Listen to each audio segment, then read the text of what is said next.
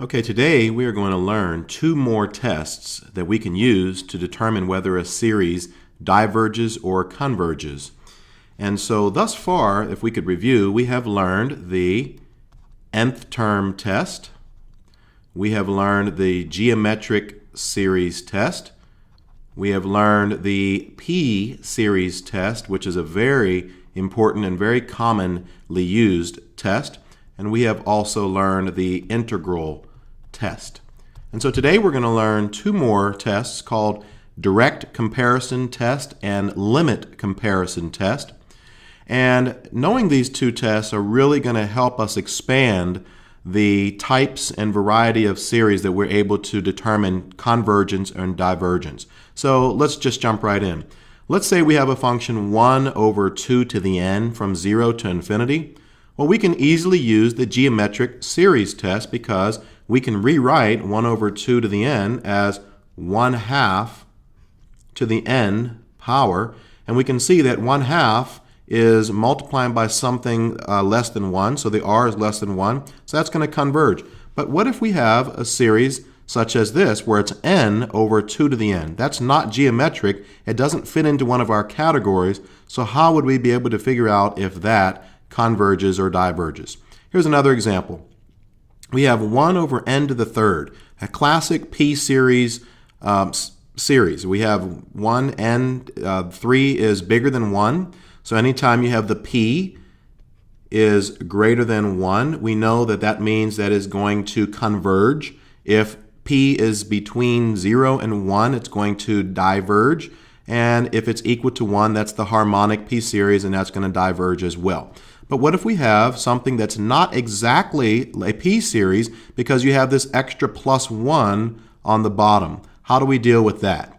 All right, and then here's this third example here. We have a to the n is equal to n over n squared plus 3 squared. Well, this is a classic series that we could use the integral test for because we could simply integrate x over x squared plus 3 squared dx from, let's just say, 0 to infinity, and we would let u equal x squared plus 3 and go through that process, and we see that du would be 2x and the x's would cancel, and we'd be able to integrate that. But what if we have something like this, where you have n squared over n squared plus 3 squared? That is not easily integrated by hand, obviously, and so how would we be able to figure out the convergence and divergence of this series? By the end of this video, you will know how to do that by using two new tests, the direct comparison test and the limit comparison test. We're going to start with the direct comparison test, and essentially the direct comparison test says this: if a sub n is greater than or equal to 0 and b sub n is greater than or equal to 0, in other words, you have two series that are positive, they have only positive terms, if the summation from 1 to infinity of b sub n converges, and 0 is less than or equal to a sub n, which is less than or equal to b sub n, then by default a sub n also is going to converge. So let me write that in here. Also converges. So essentially what this is saying here is, if you can prove that b sub n converges and that a sub n is smaller than b sub n, in other words, it has smaller terms, the sum of its terms are smaller than the sum of this term, well, common sense says if b sub n we know for a fact converges, then by default a sub n, which is a smaller series, must also converge. And the same is true going backwards with divergence. If you have a series, let's say a sub n, and a sub n we know diverges to infinity. If we can prove that b sub n is greater than a sub n, well then by default b sub n must also diverge. All right, so let's put it in very, very simple and plain English. If the larger series converges, then the smaller series also converges. So once again, let me repeat that. If you can prove that the larger series converges, then by default the smaller series must also converge. If the smaller series diverges, then if you can prove that the other series is actually bigger than the one that diverges, then by default that one must diverge as well. And that is the direct comparison test. And we're going to do some examples in just a moment. Okay, our first series is the summation from n equals 1 to infinity of 1 over n cubed plus 1. So the first thing we're going to do is we're going to call this series a sub n. We're going to call that a sub n, 1 over n cubed plus 1. And the question is, what are we going to compare it to? So we'll say compare to. Now here is where we want to pay attention to this little hint right here. And this little hint says a lot of times what you can do is you can take the highest power on the top and divide it by the highest power on the bottom. You don't take into consideration the coefficients that are in front of either the top or the bottom. You just take the highest power on the top divided by the highest power on the bottom, and that will usually give you what to compare it to. So the highest power on the top is 0, n to the 0, so we'll just say 1. Highest power on the bottom is 3. We're going to neglect the 1. So we are going to compare this series to another series. We're going to call this b sub n, and we're going to compare it to 1 over n cubed. And now we are, first of all, let me make sure that these are positive. A sub n and b sub n are both positive series, because you can see that for any value of n that is greater than 1, all right, we can see that both of these series are going to be positive. So the next thing we need to figure out is a sub n actually smaller than b sub n? Well, let's just see, first of all, what b sub n does. B sub n, we know, is going to converge. It's going to converge by the p-series test, because p is greater than 1, so therefore this is going to converge by the p-series. So we know that this converges. So all we need to do now is prove that a sub n is actually smaller than b sub n, and if we can prove that, then we can deduce that a sub n will also converge as well.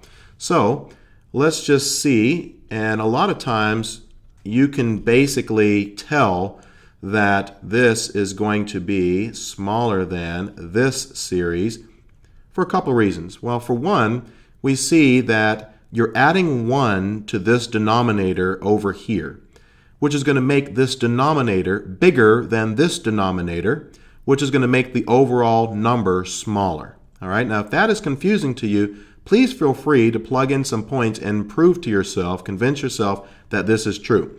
So let's plug in a couple of numbers. Let's say when n equals 1, we will have 1 over 1 plus 1, which is 2. But over here, we will have 1 over 1 cubed. That's 1. 1/2 is smaller than 1. We're going to do it again. When n is 2, you will have 1 over 2 cubed is 8 plus 1 is 9. And that is certainly less than 1 over 8. So we can see that a sub n is a smaller series than b sub n, and because b sub n converges by the p-series, therefore, because, and this is how you have to write it on the AP exam, because a sub n is smaller than b sub n, therefore a sub n converges, oops, spelled that wrong. A sub n converges, and you have to name the test, by the direct comparison test. Okay, this one is very similar to the last one. Here we have a series from 1 to infinity of 1 over 3 to the n plus 2. And we need to see whether this converges or diverges. Now the plus 2 here basically takes it out of any category that we have learned before as far as being able to figure out the convergence or divergence. So we're going to say, once again, a sub n is equal to our original series, 1 over 3 to the n plus 2. And we are going to say b sub n is going to be the series that we are going to compare it to. So we're going to say compare to b sub n.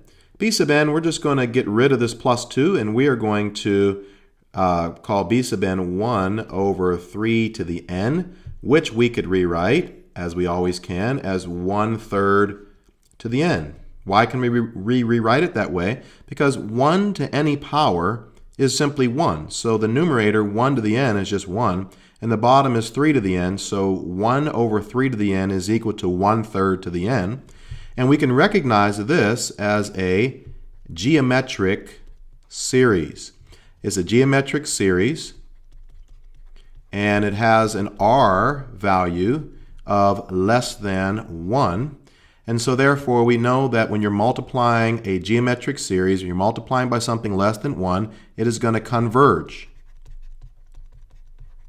So this one converges by the geometric series test. And so we need to figure out whether a sub n is actually smaller than b sub n. And we can see once again the same thing is true. You have this plus 2 here at the bottom, and that's going to make this denominator, 3 to the n plus 2, bigger than this denominator, 3 to the n. And if the denominator of a fraction is bigger than this denominator, then the bigger the denominator gets, the smaller the overall fraction gets. Once again, if you want, you can plug in some numbers. You can plug in 1, you can plug in 2. If you plug in 1, you will get 1 over 5. And over here, you will get 1 over 3. So 1/5 is clearly less than 1/3. So here's how you write your answer. Because a sub n is smaller than b sub n, therefore a sub n converges by the direct comparison test. Okay, in this third example, we have 1 over the square root of n minus 1 from n is equal to 4 to infinity. And so once again, we see that, just be careful, when you plug in, you have to make sure that a sub n and b sub n are positive series, and it is here because when you plug in 4, the square root of 4 is 2, and 2 minus 1 is 1, and anything bigger than 4 is going to guarantee that the denominator will be positive. So we have here, if we use our little hint, we can say that we are going to call a sub n, our original series, 1 over the square root of n minus 1. And we are going to call b sub n,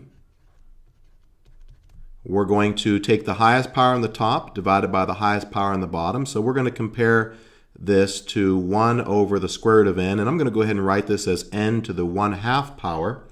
And that way we will be able to figure out what type of series this is. This is a classic p series, and so we can determine that p is less than 1, and so therefore this is going to diverge by the p series test. So this b sub n is going to diverge by p series test, because p equals 1/2, which is less than 1. So this is going to diverge. So if we can prove that a sub n is greater than b sub n, well then if we already know that b sub n diverges, in other words, the sum goes to infinity, therefore if a sub n is a bigger series than b sub n, then by default it must also diverge. Well, let's just see what we have here. If you have 1 over the square root of n, and we have the other series, which is 1 over the square root of n minus 1, well, once again, the same argument applies. If you are subtracting 1 from the denominator, that means the denominator is going to be smaller, which means the overall number is going to be bigger. But if that confuses you, just plug in some basic numbers. And so we're going to start with 4. So we'll say n equals 4. So over here we will get 1 over the square root of 4, that's 1/2. And over here we will get 1 over the square root of 4, which is 2 minus 1, that is 1. So we see that when n is equal to 4, our b sub n is smaller than our a sub n. In other words, a sub n is greater. So let's plug in another one. Let's say n equals 9, which is the next perfect square. So 1 over the square root of 9 is 1/3. And then over here we have 1 over the square root of 9. Square root of 9 is 3, minus 1 is 2. So 1/3 is certainly less than 1/2. And so what we'll say is that a sub n diverges. And why does it diverge? Because a sub n is greater than b sub n. And so, therefore, a sub n diverges by the direct comparison test. Okay, in this last example, we see that we have the natural log of n over n plus 1. Now, once again, it's not so obvious here what to compare it to because we have different functions on the top and bottom. We've got a linear function on the bottom and a natural log function on the top. So what we're going to do is we're going to call a sub n our series, and that's going to be natural log of n over n plus 1. And we are going to pick a series that we do know what it does, and we're going to call b sub n 1 over n plus 1. Now there's some other ways of doing this. Maybe you can pick another series that you already know what it does for sure and use some deduction that way. All right, but I'm going to pick 1 over n plus 1. I know that this series diverges because of the integral test. Let's quickly prove that. If I integrate 1 over x plus 1 dx from 2 to infinity, I am going to get the natural log of x plus 1, and I'm going to plug in my infinity minus 2, or plug in the lower limit as well, and I'm going to end up getting natural log of infinity minus the natural log of 3, 2 plus 1. And so that's going to be infinity, so this is going to diverge by the integral test. So if we know that b sub n diverges, then all we need to do is we need to prove that a sub n is greater than b sub n, and we can prove that a sub n also diverges by the direct comparison test. So let's line them up. We have the natural log of n over n plus 1, and we need to prove that that is greater than 1 over n plus 1. Well, once again, common sense says that it is, because here we have the same denominator in both fractions, so that's a wash. But here the numerator of this fraction is greater than the numerator in this fraction for all n's that are 2 or bigger. So therefore we can see that a sub n is going to be greater than b sub n, and because b sub n diverges by the integral test, then we can say, therefore, a sub n diverges by the direct comparison test. Hopefully you're picking up the direct comparison test now. Okay, in some cases it is not so obvious as to being able to pick a term by term, or should I say show a term by term comparison between two series to determine if one series is greater than the other or if one series is smaller than the other. And so for these situations, we are going to learn another test called the limit comparison test. And this is basically what the limit comparison test says. If you have two series, both are positive, a sub n is greater than 0, b sub n is greater than 0, and the limit as n approaches infinity, so this is where your knowledge of limits comes into play, you divide the two series, the a sub n and the b sub n. You divide them, and if L, the limit you get, is both finite, so here are the two conditions. They have to be, the limit that you get has to be finite and it must be positive. If you get a finite and positive limit, that means both of the series will either converge or they will both diverge. Now be careful here. Just because you get a finite and positive limit does not mean it converges. What that tells you is that the series that you are given and the series you're comparing it to both do the same thing. So I want you to write that in your notes. They both do the same thing. So that is important to understand. Now, the limit comparison test, just so you'll start to recognize when should you use which test versus the other, it works well when you're comparing a messy algebraic series with a p-series. That is when the limit comparison test works best. And so for this, we're going to do the same thing we did before. We are going to divide the highest power on the top with the highest power on the bottom to figure out what series to compare it to. Okay, here we have two series, A and B. And the first series we'll look at is the summation from 1 to infinity of this messy algebraic looking series. And so with practice and time, you'll be able to look at this and be able to tell, it's easier here for me to use the limit comparison test. So we're going to call A sub n, our given series. It's going to be n to the fourth plus 10 over 4 n to the fifth minus n cubed plus 7. And we are going to call our b sub n, so we'll call that, our b sub n is going to be dividing the highest power on the top by the highest power on the bottom, so that's going to be n to the fourth over n to the fifth. We're disregarding the coefficients, and that's going to just simply be 1 over n. Okay, now we know that 1 over n is the harmonic p-series. Harmonic p-series. It is when the p is 1, so that's going to diverge. So what we want to do now is we want to divide a sub n by b sub n, and let's just see what type of limit we get and take the limit as n approaches infinity. So a sub n is going to be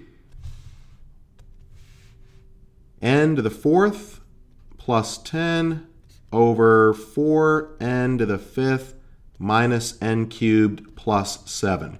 Now we're going to divide that by 1 over n. Now this is the only time you're going to see me do this, because we know that when you divide by a fraction, that is the same as multiplying by the reciprocal of that fraction. So if we take the n and distribute it into the numerator of this, we will get n to the fifth plus 10n over 4n to the fifth minus n cubed plus 7. And let me get rid of some of this stuff here, because we are going to take the limit as n approaches infinity. So if we take the limit as n approaches infinity, we see that this is going to go back to something we learned in pre-cal, which is the Bobo-Bosco-Botno idea. Well, the powers are the same, so that's going to be Bosco, so you're going to divide the coefficients 1 over 4. So the limit as n approaches infinity, or the horizontal asymptote if you want to look at it that way, is going to be 1/4. 1/4 is finite, check, it's positive, check, therefore both of these series do the same thing. Well, we already proved that b sub n diverges, so that means a sub n also diverges by the limit comparison test. Okay, this one should be a quick one. We see that we have the summation from 2 to infinity of 1 over n cubed minus 2. And so we are going to, obviously, we're going to let our a sub n be our given series. And we are going to let our b sub n be 1 over n cubed. And we know this is going to converge because it is a p-series. P is equal to 3, which is greater than 1. So this is going to converge by p-series. So all we need to do now is divide a sub n by b sub n and see what the limit is. And if we get a finite and positive limit, both of these series do the same thing. So we are going to take our a sub n and divide it by our b sub n. And once again, I'm not going to show this step, but when you divide by 1 over n cubed, that's the same as multiplying by n cubed over 1. So we end up getting the limit as n approaches infinity of n cubed over n cubed minus 2. Once again, we have the same situation as last time. You have Bosco, the powers are the same, so the coefficients in front of those numbers are 1 and 1. That means the limit equals 1. It is finite. Check. It is positive. Check. Therefore, these two series do the same thing. B sub n converge by the p series, so a sub n is going to converge by the limit comparison test. Okay, in these last two examples, we have a series here that doesn't look anything like something we've seen before. We have on the numerator, we have n, which is a linear function, times an exponential function, 2 to the n over 4n cubed plus 1. And this was what I was referring to earlier about a messy algebraic series here. So we are going to compare this to, well, if we take the highest power on the top, which is n, or n to the first, and divide it by n to the third, we get n squared. And we have an exponential function on the top as well. So we're going to say a sub n is our given series, and our b sub n is simply going to be, once again, the division of the highest power on the top divided by the highest power on the bottom. That leaves us an n squared on the bottom, and then we have this exponential function on the top. So we're going to compare this function a sub n to b sub n. Now, if we can look at b sub n, we can see that this is going to diverge by the very first test that we learned. It diverges by the nth term test. Please don't forget about that one because that's the easiest one to use. You say, well, how do you know that it diverges by the nth term? Let's review the nth term test. It says if the limit as n approaches infinity is not equal to 0, therefore, the series will diverge. Well, let's see what we have here. We have an exponential function and a quadratic function that we're comparing. And we know that an exponential function grows very, very quickly, and a parabola, let me do that in a different color, a parabola grows, but it does not grow as fast. An exponential function always grows much quicker than a parabola does. So the numerator of this fraction is going to be getting much, much bigger than this denominator. So this is going to be have a limit that is not equal to 0. So therefore, we're going to use the limit comparison test, and we are going to have our a sub n on the top, and we're going to divide by b sub n, which means we're going to flip b sub n and multiply. So that's going to leave us with n squared over 2 to the n. And we see here that the 2 to the n's are going to cancel, and that's going to leave us with n cubed on the top. So it's going to be n cubed over 4n cubed plus 1. We're going to take the limit as n approaches infinity. And we got the same situation. You're going to see that's common. So we have the same powers on the top that we do on the bottom, 3 and 3. So therefore, we can use our coefficients 1/4, and 1/4 is finite, and it is positive. Check, check. So therefore, both of these series do the same thing. Because b sub n diverges, a sub n is going to diverge by the limit comparison test. Okay, every once in a while you will come across a series that you really don't know what to compare it to, so you have to be very creative. So we've got the sine of 1 over n, and so we say, well, I don't really know what to compare that to. So in this case, once again, you're just going to have to get creative sometimes with some of these. I'm going to say our a sub n is the given series, sine of 1 over n, and I'm going to say b sub n is going to be 1 over n. And so we know that b sub n equals 1 over n. We know that the power here is 1. So this is going to be the harmonic p series, and it is going to diverge because when p equals 1, then it's going to diverge. So we know that this one diverges by the p series test. So now all we need to do is we need to figure out what the limit as n approaches infinity of a sub n, which is our given function, sine of 1 over n, over b sub n, which is 1 over n. And here I'm not going to flip and multiply because I am going to recognize this to be a L'Hopital's rule problem.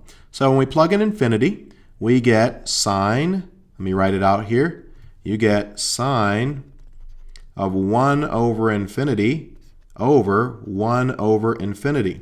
1 over infinity is 0, so the sine of 0 is simply 0, and 1 over infinity is 0, so you get 0 over 0. That's a L'Hopital's rule problem, which means we can use L'Hopital's rule. So we're going to take the derivative of the top, and the derivative of sine is cosine. This is a chain rule problem, so you must leave the inside alone, 1 over n, and then we're going to multiply by the derivative of 1 over n, which is negative 1 over n squared. And then we're going to divide that by the derivative of the bottom, which is also negative 1 over n squared. Well, we see here that these two parts are going to cancel out, and that's simply going to leave us with the cosine of 1 over n. And if we take the limit as n approaches infinity of the cosine of 1 over n, well, infinity, 1 over infinity is 0. The cosine of 0 is 1. 1 is finite and it's positive, so therefore a sub n will do the same thing that b sub n does, and once again we will conclude that a sub n diverges by the limit comparison test. Limit comparison test is a very powerful test to use when you have messy algebraic functions and you can compare them to a simple p series.